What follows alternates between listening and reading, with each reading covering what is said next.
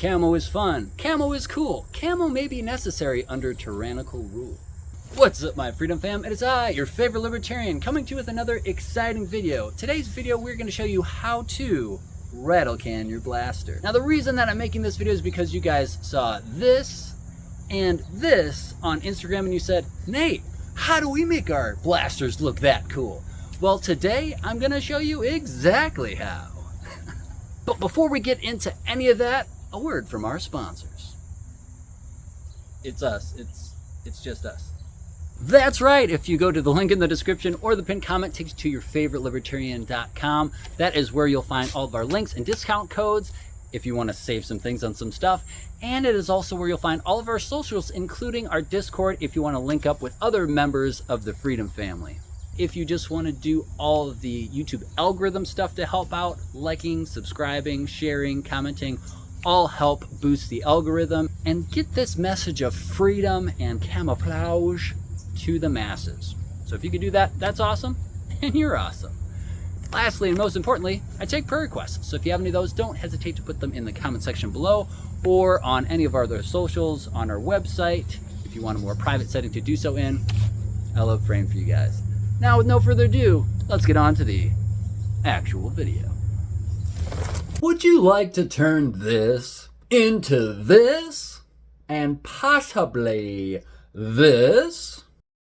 Then stay tuned, because today I'm going to show you how to turn this into this, using the same methods I used to paint those two other guns. To do so, you're going to need a few things. First of all, an unloaded gun. You'll also need some rubbing alcohol, frog tape or painter's tape, this is frog tape, a blade to cut that frog tape, magazines that you want painted, a primary arms tiger stripe stencil, and cardboard to cover the areas you don't want any overspray on while you're spraying the paint. Step one is going to be the first part of prep, which is rubbing that rubbing alcohol on everything with a paper towel and maybe a Q-tip. Step two is going to be taping off anything that you don't want to get paint on. An X-Acto knife or a box cutter is a really good tool to cut that tape in the specific shape that you need so that you can get those nice clean lines after you peel that tape off. The M&P 1522 mags do have exposed springs on both sides, or a window if you will. I wanted to cover those with tape along with the top of the mags that weren't going to be in the gun. For the gun itself, I taped off the front and back of the optic, also the numbers on the side for illumination for the optic, and the little tiny arrow that points to let you know what setting you're on for illumination. I also taped off the pressure pad or pressure switch or button for the light along with the front of the light as well, so that the lens wouldn't get paint on it, and the tip of the suppressor. In addition to those items, I also taped off the safety, the bolt catch bolt release, the trigger, and the bolt itself. Now, two things that I did remove before painting so I wouldn't have to tape them were the grip plug for the Kung Fu grip and the strap for the pistol brace. Now that we're all taped off, let's show you the art studio. Welcome to the painting room, which is just my garage. So this is something that you can easily replicate in any of your garages. I'm just taking the metal parts of the garage track, using them to hang things and keeping it open for ventilation. So you can see I got some little bungees for the mags. I also have a bigger bungee for the 22 itself. And I have a ladder right here, because the ladder is going to allow me to rest the brace on it to lay it more flat when I'm using that stencil. Because if I'm just trying to hold up the stencil and spray while it's upright like this, yes, I can get full 360-degree coverage, but I can't get it to lay flat and keep that stretchy material that the stencil's made of from opening up and making the tiger stripe more of fat stripes versus thin stripes. And I want the nice thin stripes. So that's what our setup is. We also have our stencils and two pieces of cardboard over there so that we can kind of cover the areas we don't want sprayed while we're spraying. Now let's talk about the paint we're using. The paint we're using today is from Rust-Oleum. This is their camouflage line of paint. So you'll have your flat khaki, your deep forest green, your dark earth brown, and your black. Now, in this case, I'm actually going to start with a base of the deep forest green because I want more of a green base, but the last two that you probably saw on Instagram or other places were actually a flat khaki base, then I did the green, then I did the brown, then I did the black in those layers with the stencil. But this time I want more green, so I'm gonna do it thusly. So we'll go ahead and get started, and you can enjoy the B-roll and the music as I spray.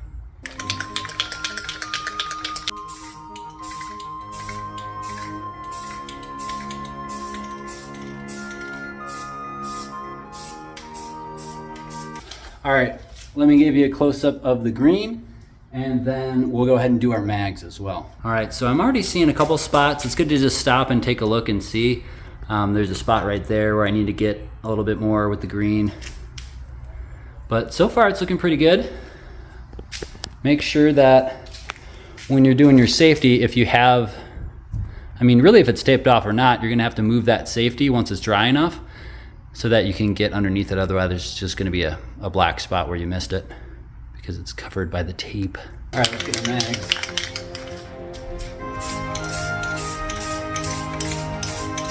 All right, now we're gonna start with the stencils.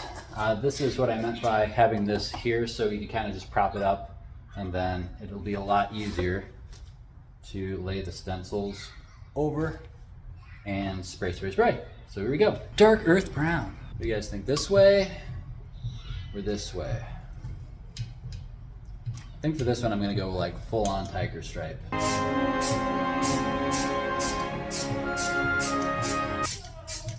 Hi. You put it on the porch, it's fine. Thanks, you too.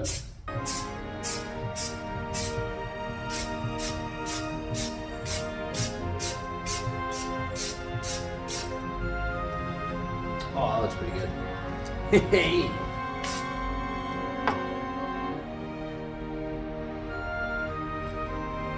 Oh yeah, that's nice.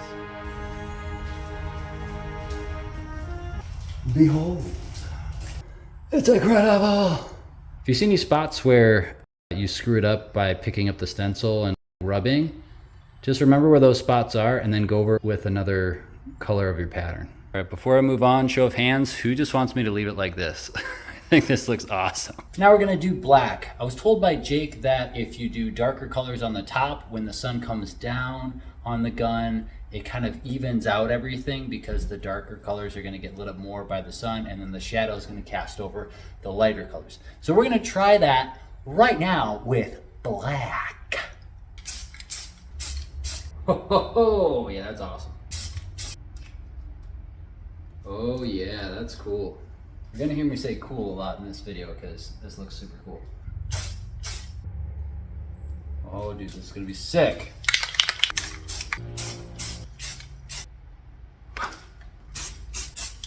All right, here's the question I posed to you guys. Should I leave it like this or should I lighten it up with some khaki?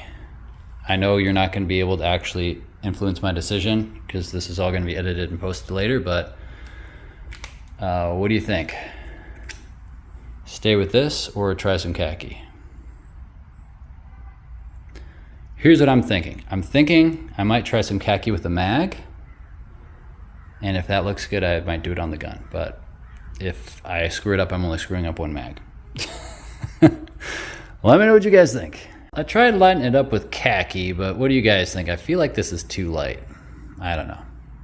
I think I'm just gonna do some more green over some of the parts that are black and see how that looks. All right, let's see how that looks.